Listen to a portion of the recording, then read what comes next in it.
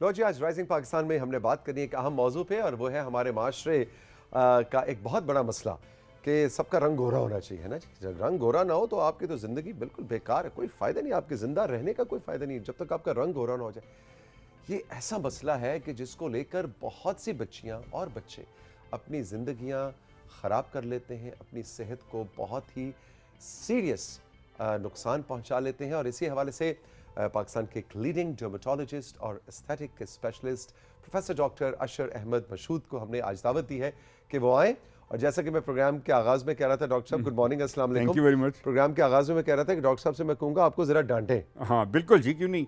मैं ना एक इस बात को बहुत सीरियसली लेता हूँ कि मेरे पास जब पेशेंट्स आते हैं और वो ये शिकायत करते हैं कि हमारा रंग साफ़ नहीं है और हमें साफ़ करना है, तो एक ज़रूर एक आर्गुमेंट उनके साथ होता है कि वाई, क्यों। हाँ। मैंने देखा है कि हमारे मुल्क में उमूमी तौर पे एक ट्रेंड है कि हम एक दूसरे के ऐब को उछाल के खुश होते हैं। कोई हाँ, कोई एक लड़की, अगर आपकी बिल्कुल सही। फैमिली में आपकी बेटी का रंग सांवला है, हाँ। तो घर की नेबर की खातून आएगी, वो कहेगी बीबी तेरी बेटी का रंग इतना काला क्यों है।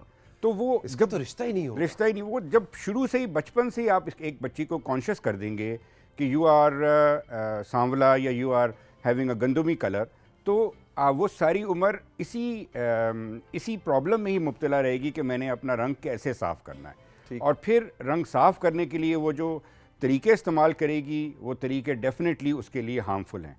तो आज होता क्या है ये क्रीमें लगाने से, मसला क्या होता है? मैं सबसे पहले ये बात कहना चाहूँगा कि हमारी जो आम पॉपुलेशन है, उनका एक्सेस ना डॉक्टर्स के पास है और ना उन क्रीम्स के पास है कि जो आप कहें महंगी क्रीमें या जो क्रीमें इफ़ेक्टिव या सेफ़ क्रीम्स हैं।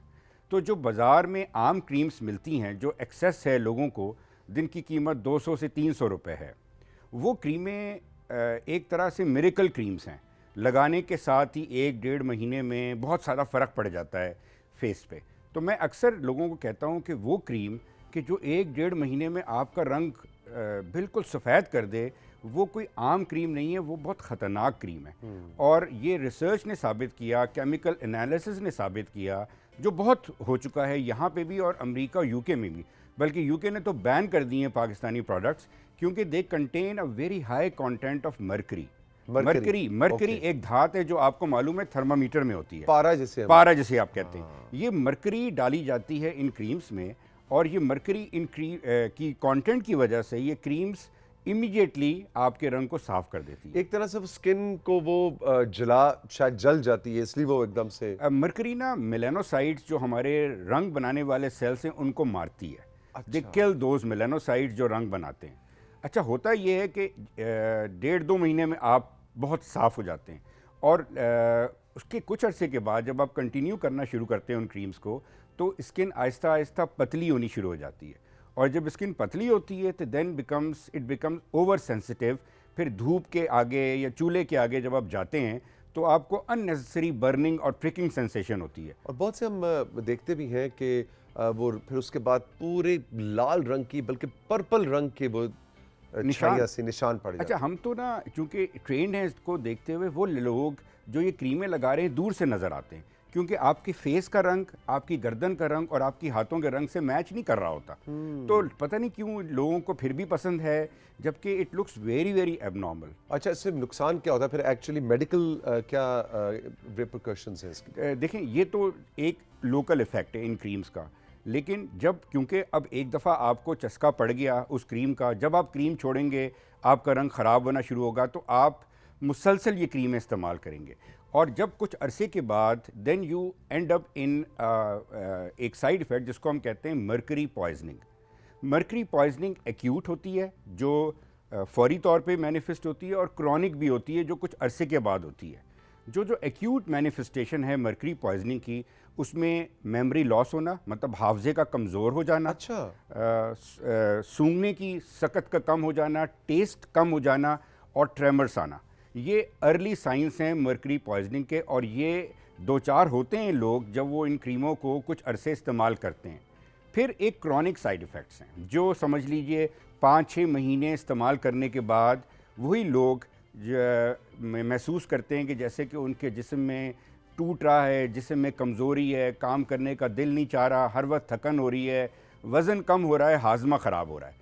अब ये वो सिम्टम्स हैं जो अच्छा, आप ये सारी चीजें शुरू कहाँ से हुई? मुंह पे क्रीम लगाने जी से? हुजूर, क्रीम लगाने से शुरू हुई और और हाफजा कमजोर हो गया, आपके टेस्ट बर्ड्स चले गए, आपके हाथ कांपने लग गए। आपके हाथ कांपने लगे, ये आपका वजन कम हो रहा है, आपका बदन टूट रहा है।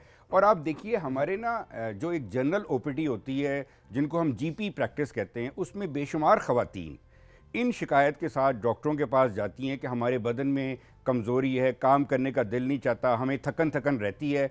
और ये मालूम नहीं है उनको कि ये जो सारे साइड इफ़ेक्ट्स हैं ये इन रंग गोरा करने वाली क्रीमों से हो रहे ओए हैं। होए होए होए। तो अच्छा, फिर सवाल ये आता है डॉक्टर साहब कि फिर जनरली स्किन केयर के लिए नॉर्मल कोल्ड क्रीम वगैरह वो ठीक है? देखिए रंग गोरा तो नहीं करेगी कोल्ड क्रीम, आपकी स्किन को टेक्सचर देगी।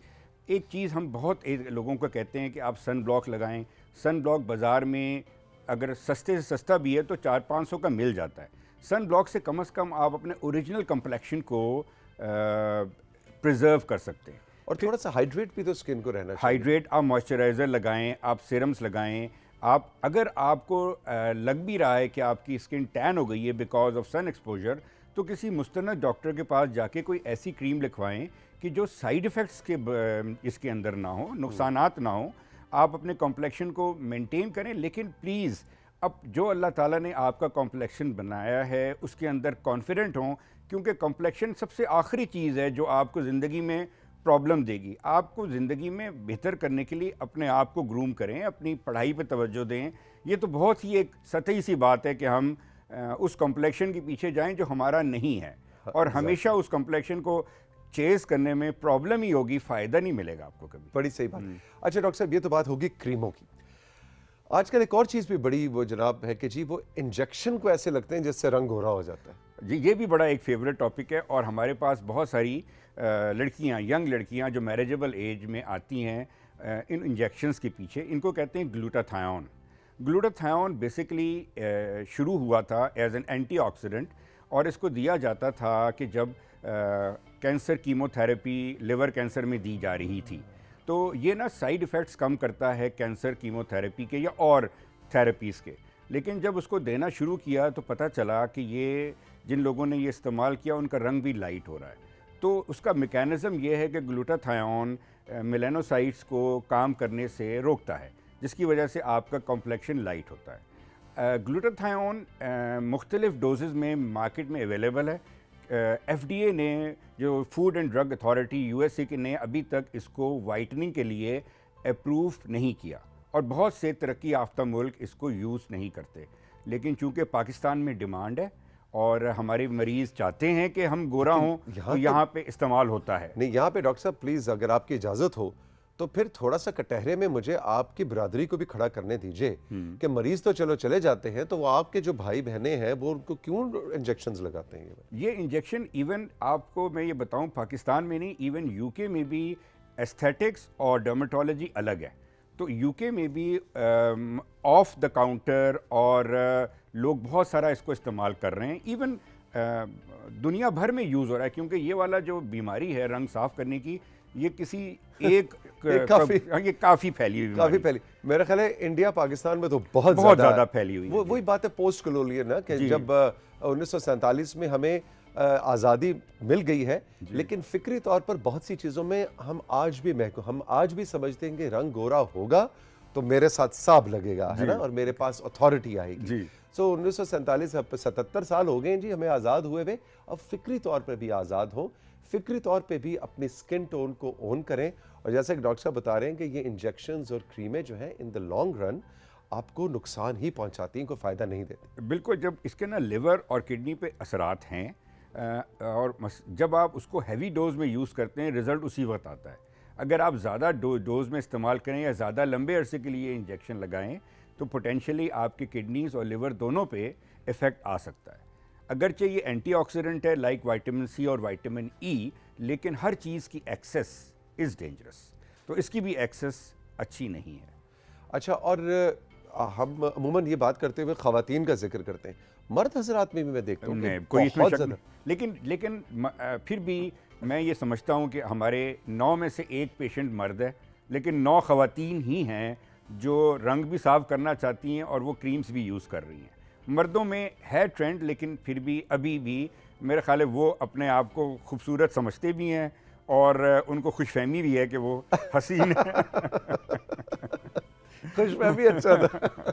अच्छा डॉक्टर साहब, आपकी मौजूदगी का फ़ायदा उठाते हुए, आजकल सर्दियां हैं और बहुत से इलाकों में, अब तो खैर जहां खुश्क सर्दी पड़ रही थी 2 हफ्ते पहले जो बारिशें हुई, उससे काफ़ी हालात बेहतर हैं, लेकिन जनरली हमें 2-3 टिप्स दे दीजिए अपनी स्किन को कैसे हाइड्रेट रखना है, क्रीमों श्रीमों के अलावा क्या पानी ज़्यादा पिएं, हाउ टू कीप, क्योंकि गर्मियों में तो प्यास लगती है, इंसान पानी पी लेता है, सर्दियों में प्यास नहीं लगती, हम पानी नहीं पीते, तो 2-3 टिप्स इन सर्दियों में अपनी स्किन केयर के हवाले से। पानी तो बहुत एसेंशियल है, आपने बिल्कुल सही किया। दूसरी एक इम्पॉर्टेंट चीज़ है कि सर्दियों में आपकी डाइट पे अपने तवज्जो देनी है, आपने हाई प्रोटीन कंटेंट खाना है, क्योंकि हमारी जल्द भी प्रोटीन्स हैं, जैसे कि दूध हो गया, गोश्त, अंडा, तो ये अपनी डाइट में अगर आप इंक्रीज़ करें, नट्स इंक्रीज़ करें, तब भी स्किन आपकी हाइड्रेट रहेगी। बहुत ज़्यादा एक्सेसिवली फेस वॉश करना या नहाना आपकी स्किन को ड्राई करता है। कोई भी बाज़ार से कोई वेज़लीन या कोई और even vegetable oils like coconut oil, like सरसों का तेल आप लगा सकते हैं आफ्टर बाथ, और फेस को डेफिनेटली आप हाइड्रेट रखें। जो भी मॉइस्चराइज़र आपके पास अवेलेबल है, हम तो कहते हैं कि अपना मॉइस्चराइज़ करें अपनी स्किन को देख के। अगर स्किन ऑयली है तो आप लोशन बेस्ड मॉइस्चराइज़र करें, अगर ड्राई है तो आप क्रीम बेस्ड मॉइस्चराइज़र यूज़ करें ताकि आपकी स्किन हाइड्रेट रहे। और मैं एक दफ़ा पहले भी जिक्र हो रहा था, तो डॉक्टर साहब मैंने सबको ये कहा कि हम अब जब स्किन की ड्राइनेस की बात करते हैं तो हम बस ये और ज़्यादा से ज़्यादा हाथ, और बहुत ज़्यादा से ज़्यादा हो गया तो पैर, बाकी का पूरा आपका जिस्म भी आपका ही जिस्म है, और वो भी खास तौर पे बुजुर्गों का बहुत हमें ख्याल रखने की ज़रूरत है, इसलिए कि वो शायद अब उम्र के कुछ लोग उस हिस्से में हैं कि वो इतना ख्याल नहीं रखते, तो अपने बुजुर्गों की स्किन को देखिए, उनको मालिश करें जैसे हमारे पुरानी रिवायत में हुआ करता था। बहुत सारे बुजुर्ग इस उम्र इस सर्दियों के मौसम में हमारे पास आते हैं ड्राई स्किन के साथ, खारिश के साथ। वो ड्राई स्किन की वजह ही होती है और कोई रीज़न नहीं होता उनके उस इचिंग का। तो अगर उसको तवज्जो दे दें, उनको बता दें, उनकी हेल्प करें, तो इससे बहुत सारे फ़ायदे हो सकते हैं। डॉक्टर साहब बहुत बहुत शुक्रिया, थैंक यू वेरी मच आपके आने का और आपके हम सबको डांटने का, ये बड़ा ज़रूरी था। मैं एक और बात आपसे कहना चाह रहा हूँ। ज़रूर। मैंने ना ओवरहर्ड किया था थोड़ी देर पहले, आप एक प्यारे से बच्चे के साथ बात कर रहे थे अरहम से रिगार्डिंग लिसनिंग। तो एक मैं लिसनिंग के बारे में मेडिकल प्रोफेशन से रिलेटेड एक बात करना चाहता हूँ। ज़रूर कि हम डॉक्टर्स अपनी बिजी प्रैक्टिस में हम पुअर लिसनर्स हैं, हम पेशेंट्स को सुनते नहीं हैं, और रिसर्च कहती है कि 11 सेकंड के बाद एक डॉक्टर मरीज़ को इंटरप्ट कर देता है। जब मरीज़ आके आपके पास बैठता है और अपनी कहानी शुरू करता है, अपनी बीमारी शुरू करता है, तो doctor 90% doctors after 11 seconds they interrupt the patient कि हाँ मुझे समझ आ गया है, आपकी ये दवाई है, ये they start giving their treatment. और मज़ीद रिसर्च ने कहा कि अगर आप पेशेंट को 1 मिनट तक सुन लें तो पेशेंट की आधी बीमारी तो इस सुनाने में, अपना बयान करने में ख़त्म हो जाती है। तो मैं हमेशा ये कहता हूँ कि doctors are poor listeners, we should increase our listening capabilities. तो मेरा ख्याल है तमाम डॉक्टरों को अरहम का सेगमेंट दिखाना चाहिए। बिल्कुल जी, देखो उसे कहते हैं ज़बरदस्त टिप्स, बहुत अच्छी बात है की। अच्छा, लेकिन डॉक्टर साहब आपने एक बात बड़ी ज़बरदस्त की है कि 11 सेकंड के बाद जब वो इंटरप्ट कर, शायद उनका इतना तजुर्बा हो चुका होता है कि उनको अंदाज़ा हो जाता है कि अच्छा अभी तौसीक हैदर को क्या मसला है, तो हम फटाफट दवाई दें और तजुर्बा ठीक है, मगर वो ना, मगर पेशेंट का कॉन्फिडेंस आपने लूज़ कर दिया। तजुर्बा तो है आपका, और ये यकीन, मैं तो एज ए स्किन स्पेशलिस्ट हूँ, हम तो मरीज़ को आते ही देख के हमें अंदाज़ा होता है कि हमने क्या इलाज करना है। लेकिन अगर 1 मिनट दे दें उसको, तो आप समझिए you will be a successful doctor. पूरा सुने उसके बाद। जी, 1 मिनट, जस्ट 1 मिनट की बात कर रहा हूँ तमाम डॉक्टरों से। भाई ये तो बड़ा ज़बरदस्त है। तमाम हमारे जितने भी मेडिकल प्रोफेशन से जुड़े इस वक्त नाजरीन हैं, ख़ासतौर पे जो मेडिकल स्टूडेंट्स हैं, आपके लिए डॉक्टर मशहूद का ये मैं कहता हूँ जी $1 मिलियन मशवरा है ना कि 1 मिनट। तो अब डॉक्टर साहब मैं आइंदा किसी डॉक्टर के पास जाऊंगा ना तो मैंने रखनी है पहले सामने घड़ी। बिल्कुल। मैं कहा जी डॉक्टर साहब मैं आपको अपने कंडीशन बताने लगा हूँ, लेकिन प्लीज़ आपने मुझे 1 मिनट से पहले इंटरप्ट नहीं करना है। ऐसे घड़ी सामने रख के फिर अपनी केस बताएं। जी बिल्कुल ठीक है, ये बात तो ठीक, ये बेहतर है। और अगर वो इंटरप्ट करें तो आप कहें नहीं जी हमें पता है, रिसर्च ने साबित किया है कि आपने 11 सेकंड रोकना है मुझे। डॉक्टर साहब थैंक यू वेरी मच, बहुत लुत्फ आया आपसे मिलके और आपकी बात सुन के। आपको डॉक्टर साहब की बातें कैसी लगी और स्किन के हवाले से आपका क्या एक्सपीरियंस है? क्या आपने कभी ये बाज़ार की सस्ती क्रीमें इस्तेमाल की और आपको कोई नुकसान हुआ तो आप हमें ज़रूर बताएं। और प्लीज़ इस हमने हंसी खेल में जो आपको प्यार प्यार में बातें की, इसको डांट समझें और ये काम आपने नहीं करना। छोटा सा एक ब्रेक लेते हैं और ब्रेक के बाद साथियों जब हम वापस आएंगे तो आज हम राइजिंग पाकिस्तान में द लिविंग लेजेंड मोहतरम इफ्तिखार आरिफ साहब को सेलिब्रेट कर रहे हैं और इस हवाले से दो मेहमान मुझे अभी कुछ ही देर में ज्वाइन करेंगे। अब्दुल अजीज़ साहिर साहब और आयशा अकरम साहिबा। आयशा एक फिल्म मेकर हैं और डॉक्टर साहिर जो हैं वो डीन है सोशल साइंसेज के अल्लामा इकबाल ओपन यूनिवर्सिटी में। उन्होंने इफ्तिखार साहब पे किताब लिखी है। आयशा ने इफ्तिखार साहब पे एक डॉक्यूमेंट्री बनाई है जो आज पीटीवी होम रात 10 बजे उसको फीचर करें। सारी तफसील आपको हम बताएंगे और इस डॉक्यूमेंट्री का प्रोमो भी आपको दिखाएंगे इस छोटे से ब्रेक के साथ। ब्रेक के बाद रही मेरे साथ, ये है राइजिंग पाकिस्तान।